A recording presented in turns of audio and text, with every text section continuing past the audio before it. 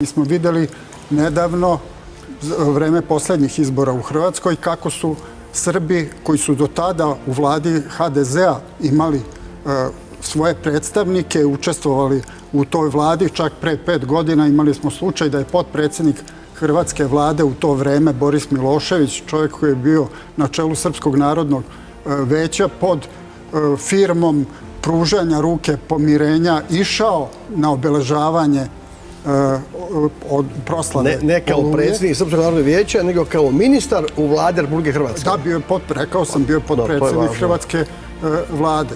Išao je upravo na to. Šta se desilo posle toga? Apsolutno ništa. A opet desilo se nešto drugo. Posle posljednjih izbora u Hrvatskoj, kada je HDZ morao da formira vladu, bio je sa domovinskim pokretom, bio je praktično nateran da izbaci Srbe iz hrvatske vlade, da bi domovinski pokret pristao da bude deo te vlade. I upravo se to i desilo.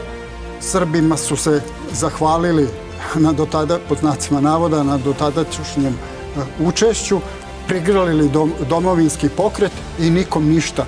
Nikakve reakcije iz te Evropske unije apsolutno nije bilo, jer je također u to vreme Evropskoj uniji bila neophodna ta proevropska, proukrajinska Hrvatska, koja će naravno zbog toga pristati na sve ono što Evropska unija traži od nje. Ja mislim da bi Srbija trebala da pokrene jednu inicijativu prema međunarodnoj zajednici da se zabrani obilježavanje zločinačke akcije Oluje, odnosno to konkretno znači da Hrvatske prestane da svakog 5. augusta obilježava, odnosno slavi dva državna praznika, Dan pobjede i domovinske zahvalnosti i Dan hrvatskih branitelja,